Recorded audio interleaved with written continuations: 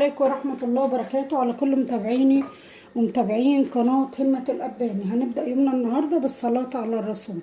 اللهم صل وسلم وبارك عليك يا حبيبي يا رسول الله. النهاردة هنعمل حاجة تدفنا في الشتاء ده. قلنا نعمل ايه؟ جبنا كيس شعرية، حاجة موجودة في كل بيت وموفرة وتنفع معاك افطار او عشاء. جيبي طاسه كده وحطي فيها معلقه سمنه او زبده اللي متواجد عندك حطيه. بعد كده انزلي بكيس من الشعريه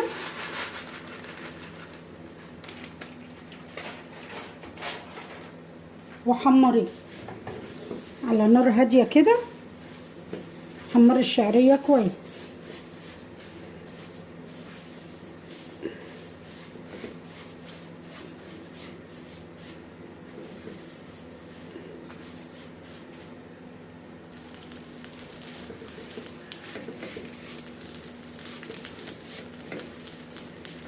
لازم تجيب معاك اللون الذهبي، ما تعملهاش وهي بيضه، عشان لو عملتها بيضه كده بتبقى فاتحه مع السوا وتبقى مش حلوه، تعجن معاك.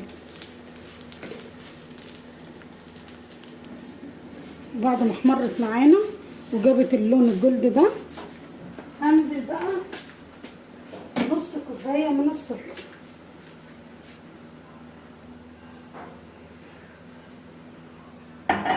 بعد كده هديهم تقليبه مع بعض كده، وهنزل بقى بالميه المغليه.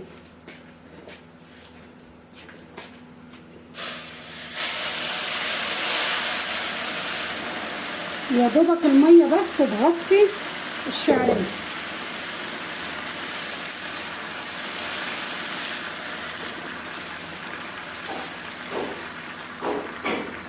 هسيبها تستوي بقى على نار هاديه.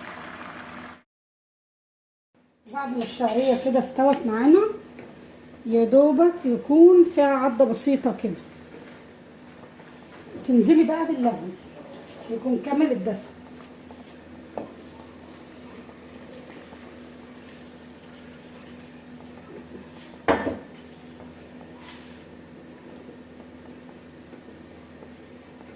لو عندك بقى كريمه لباني ماشي، عندك حته قشطه من وش اللبن برضو مفيش مشكله.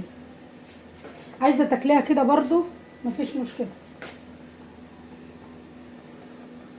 انزلي عليها شويه بقى كده بالمكسرات المتواجده عندك. كده احلى طبق شعريه ممكن تاكليه في الشتاء. بصوا الجمال. كومنت حلو منكم كده لو الفيديو عجبكم، فيديو خفيف كده. السلام عليكم ورحمه الله وبركاته.